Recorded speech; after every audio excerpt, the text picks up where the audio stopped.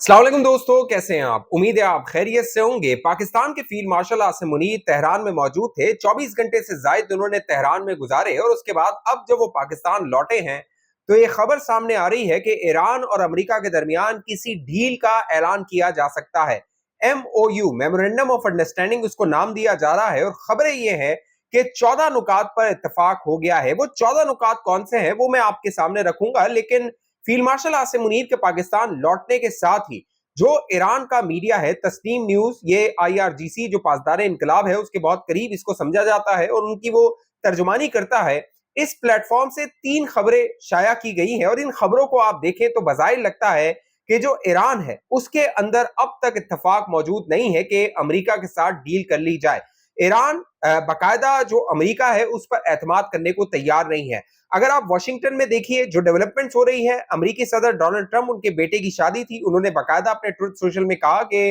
वो अपने बेटे की शादी में शामिल नहीं हो रहे क्योंकि ओवल ऑफिस में इंतहाई अहम काम आ गए हैं और उससे अमेरिका जो है उसकी पॉलिसी तय होगी। उन्होंने अपनी तमाम जो नेशनल सिक्योरिटी टीम थी उसको ओवल ऑफिस बुला लिया, यानी व्हाइट हाउस में बुला लिया। फिर उनके जो मुशीर थे, एडवाइजर्स थे, JD वैंस उनके जो वाइस प्रेसिडेंट हैं, मार्को रूबियो भारत में मौजूद है, लेकिन जो दीगर लोग थे, चाहे पीट हेग्सेथ हो जाए जो कि सेक्रेटरी ऑफ वॉर है, वो तमाम सर जोड़ के बैठ गए थे। क्यों? उसकी वजह ये थी कि तेहरान के अंदर फील्ड मार्शल आसिम मुनीर जो फाइनल एग्रीमेंट, फाइनल डील होनी है उसको वो तय कर रहे थे। अब फील्ड मार्शल आसिम मुनीर के पाकिस्तान लौटने के साथ ही 3 जो खबरें तस्नीम न्यूज ने शाया की हैं, उनमें पहली खबर जो उसने शाया की उसमें कहा गया कि जब तक अमेरिका ईरान के जो फ्रोजन एसेट्स हैं, यानी जो मुंजमद असासे हैं, उनको रिलीज नहीं करता तब तक कोई मुआहदा तय नहीं हो सकता, MOU तय नहीं हो सकता। एक और खबर शाया की गई जिसमें कहा गया कि जो MOU के प्रपोजल्स हैं उनमें कुल्ली तौर पे ईरान में इत्तेफाक नहीं है, यानी ईरान उनसे कुल्ली तौर पे मुत्तफिक नहीं है। तीसरी खबर जो तस्नीम न्यूज है उसने शाया की और इसमें कहा गया कि जो ईरान की मुसल्लह अफवाज है वो किसी भी कह लीजिए नई जंग के लिए तैयार है और अब अगर जंग ईरान पर मुसल्लत की जाती है तो पहले जो 2 जंगें मुसल्लत की गई 2025 और फिर 2000 फरवरी 2026 में, उससे दुगना जवाब दिया जाएगा अगर जंग की जाती है। अब बजाहिर ये लग रहा है पाकिस्तान कोशिशें कर रहा था। पहला सवाल ये बनता था कि पाकिस्तान जो है वो क्यों बेगानी की शादी में अब्दुल्ला दीवाना हो रहा है? पाकिस्तान को क्या जरूरत है? जबकि ओमान ने कोशिश कर ली, जो कतर है उसने कोशिश कर ली कि ईरान और अमेरिका के दरमियान डील हो जाए, मामला तय हो जाए, तो पाकिस्तान क्यों कोशिश कर रहा है? पाकिस्तान को इसका फायदा क्या है? देखिए, आम जो पाकिस्तानी हैं उनके जो माशी हालात हैं वो जिस तरह के हैं आप बेहतर जानते हैं। तेल की कीमतें हो, गैस की कीमतें हो, महंगाई जो हो उसमें इजाफा हो रहा है। एक आम पाकिस्तानी ये सवाल करता है कि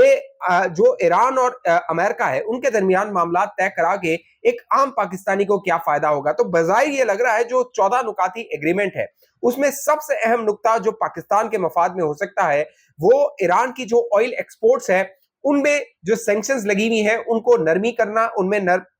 रिलीफ देना और ईरान जो है वो एक्सपोर्ट कर सकेगा अपने तेल को। अब जो अमेरिका ईरान का जो कब्जा है चाहता है, या ईरान को वो कह लीजिए वहां पर अपनी मर्जी की हुकूमत लाना चाहता था, रिजीम को चेंज करना चाहता था, उसकी वजह सिर्फ और सिर्फ ये थी कि ईरान के पास तेल है, ईरान के पास गैस है, ईरान के पास मादनी वो जखायर हैं जो कि अमेरिका जिन पर कब्जा करना चाहता है। जैसे उसने वेनेजुएला के अंदर जो मडोरो उनका जो सदर था उसको किडनैप किया, वो अमेरिका लेकर आ गया और कहा कि उसका ट्रायल किया जाएगा। अब वेनेजुएला जो है वो अमेरिका की जेब में आ गया। इसी तरह वो ईरान को लाना चाहता था ताकि यहाँ के वसाइल हैं उन पर कब्जा किया जाए। तो पाकिस्तान को जो बड़ा बेनिफिट हो सकता है, एक तो पाकिस्तान को सस्ता तेल मिल सकता है ईरान से, ईरान पाकिस्तान के बॉर्डर पे है, आसानी से वो तेल पाकिस्तान आ सकता है। दूसरा, जो पाकिस्तान और ईरान के दरमियान गैस पाइपलाइन है, अगर दोबारा उस पर काम शुरू हो जाता है, कुछ काम हो गया था 2013 में या 10 में जो है वो ये मामला चले थे। उसके बाद जब जरदारी साहब प्रेसिडेंट होते थे, अहमदीनेजाद जो है वो ईरान के सदर हुआ करते थे, पाकिस्तान में उसकी इनॉग्रेशन हुई थी, लेकिन उसके बाद ये काम आगे नहीं बढ़ा। उस वक्त मुझे याद है कहा जाता था कि अगर ये पाइपलाइन पूरी हो जाती है तो पाकिस्तान की जो गैस की जरूरियात है वो पूरी हो जाएंगी। तो पाकिस्तान के पास ये अपॉर्चुनिटी होगी, मौका होगा कि वो उस गैस पाइपलाइन को भी पूरा करे और उससे ईरान से फायदा हासिल कर सके। अब एक और जो मफाद है पाकिस्तान का वो ईरान पाकिस्तान के बॉर्डर पे है। देखिए, पाकिस्तान के पड़ोस में अफगानिस्तान था, वहां पे जंग होती रही 20-25 साल, वो कशीदगी में रहा। अब भी वहां पर स्टेबलाइज जो हुकूमत है वो नहीं है, लिहाजा पाकिस्तान नहीं चाहेगा कि ईरान का एक और फ्रंट खुल जाए जो कि पाकिस्तान के बॉर्डर पे है और वहां पे भी कशीदगी हो, वहां पर भी हालात कशीदा रहे, डिस्टेबलाइजेशन रहे और पाकिस्तान के लिए मुश्किलात बढ़ती रहे। फिर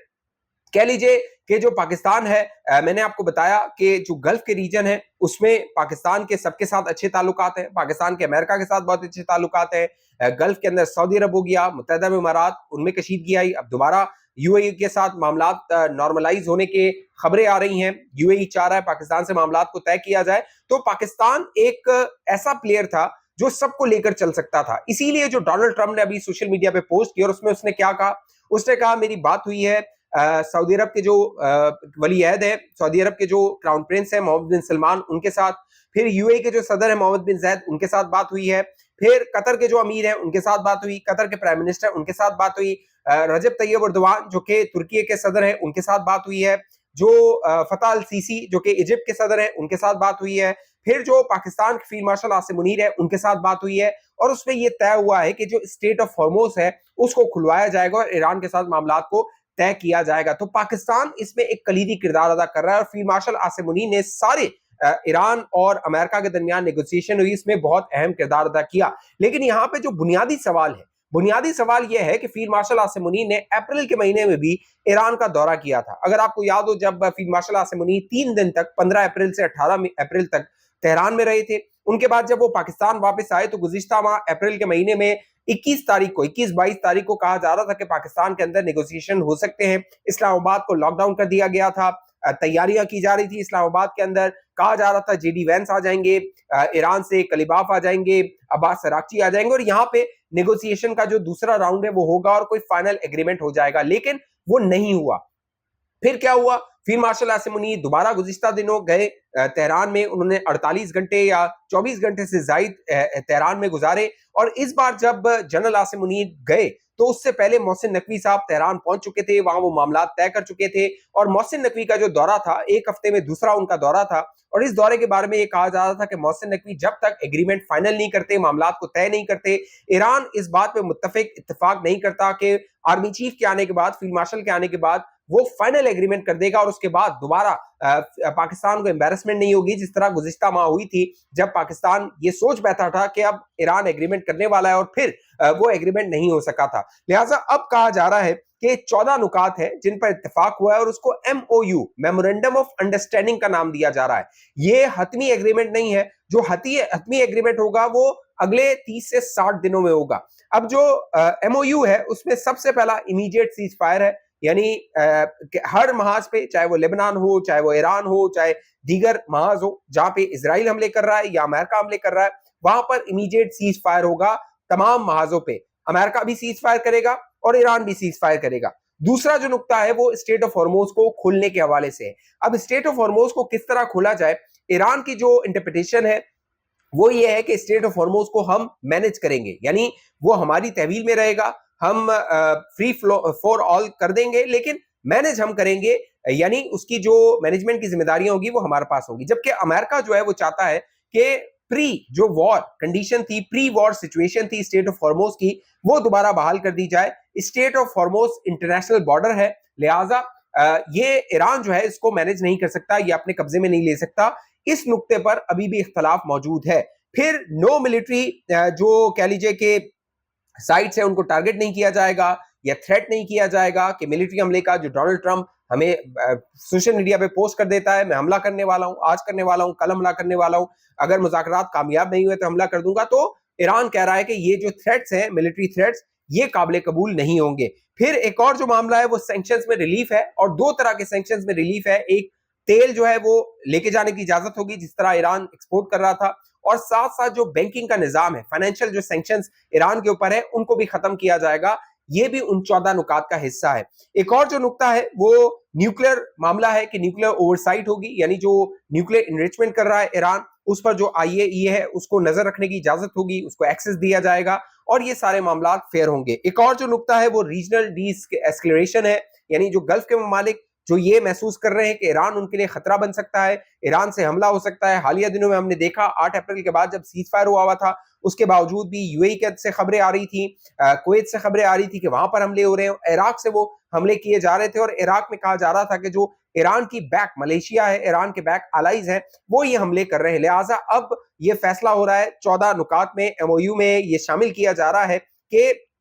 जो गल्फ के ममालिक हैं वो इनसिक्योर फील नहीं करेंगे ईरान की जानिब से, और दीगर जो मजीद नुकात हैं जिन पर अगले 60 दिनों में मामला तय किए जाएंगे, यानी फाइनल एग्रीमेंट जो होगा वो अगले 60 दिनों में होगा। वैसे ये कहा जा रहा था कि चाइना के दौरे से पहले शायद जो डोनाल्ड ट्रंप है वो पाकिस्तान आए, यहाँ पे फाइनल एग्रीमेंट हो जाए, लेकिन ईरान और जो चाइना थे उनकी एक कह लीजिए स्ट्रेटेजिक उनका स्टेप था कि उन्होंने ये फैसला किया कि चीन के दौरे से पहले डोनाल्ड ट्रंप को ऐसा कोई कार्ड ना दिया जाए कि वो चाइना जाए और चाइना में उसका जो कॉन्फिडेंस लेवल हो वो बहुत ज्यादा हो जाए। और हमने देखा जब डोनाल्ड ट्रंप का चीन का दौरा था, जिस तरह उसकी बॉडी लैंग्वेज थी, जिस तरह उसने सरेंडर किया हुआ था, फिर दीगर जो मामला थे चाइना के साथ, चाइना ने नो लिफ्ट करवा दी, यानी कोई लिफ्ट नहीं करवाई, ना ईरान के मामले में ना दीगर मामला में, यानी जो अमेरिकी सदर डोनाल्ड ट्रंप चाहता था चाइना से वो उसको हासिल नहीं हुआ। तो बजाहिर ये लग रहा है कि फील्ड मार्शल आसिम मुनीर का ये जो दूसरा दौरा है और किसी भी आर्मी चीफ का, किसी भी फौज के सरबराह का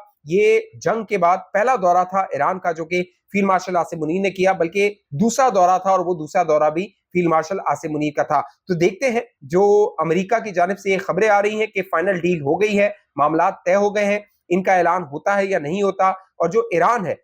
उसकी जो सेटिस्फेक्शन है वो होती है या नहीं होती, ये आने वाले घंटों में वाजे हो जाएगा। इस हवाले से आप दोस्तों की जो भी राय नीचे कमेंट कीजिए। अब तक ये चैनल आपने सब्सक्राइब नहीं किया, जरूर सब्सक्राइब करके साथ घंटी का निशान उसको दबाइए, वीडियो को लाइक कीजिए, शेयर कीजिए, फेसबुक देखने वाले दोस्त पेज को लाइक फॉलो करके इस वीडियो को लाजमी शेयर कीजिए। अगली वीडियो तक मुझे इजाजत दीजिए, अपना ख्याल रखिएगा। पाकिस्तान